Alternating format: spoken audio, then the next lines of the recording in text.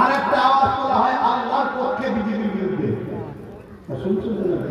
হ্যাঁ, যারা মমতার পক্ষে বিজেপির বিরুদ্ধে আওয়াজ তুলেছিল সে আওয়াজ সব এখন ঠান্ডায় কম্বল উড়িয়ে দিয়েছে।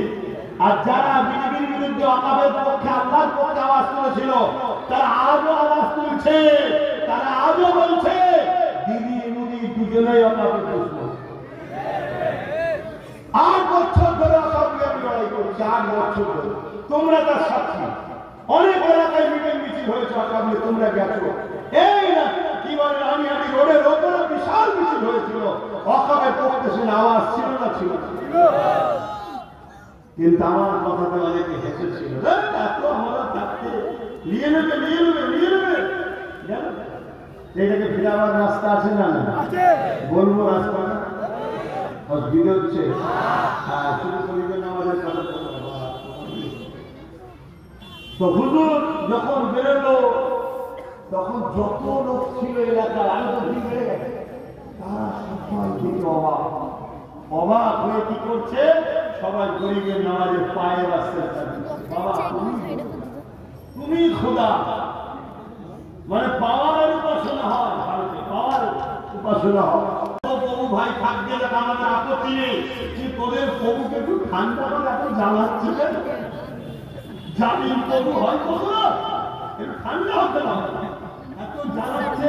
কখন কৃষকদের জ্বালাচ্ছে, হ্যাঁ তাকে জ্বালাতে বাদ দিচ্ছে, ঠান্ডা হতে পারে।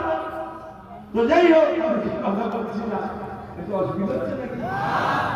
তো ভাই আমার খুব ভালো লাগছে না এই শিরাপুর সারা বছরই এখন আর 8 মাস নেই, আমি সারা বছরই হয়ে গেছে। ভালো লাগে বলে এক করে জলসা করছি রোজ। আমি জানতাম আমার তো বেশি ভক্ত,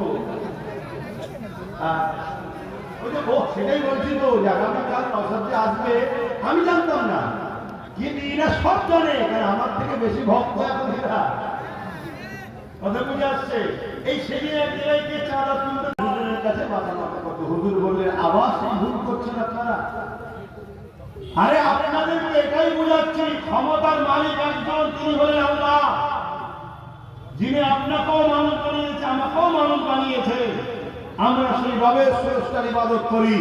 যদি আগুন থেকে বাঁচতে চাও তাহলে দিল থেকে মেনে নাও লা ইলাহা ইল্লাল্লাহ মুহাম্মাদুর রাসূলুল্লাহ। লা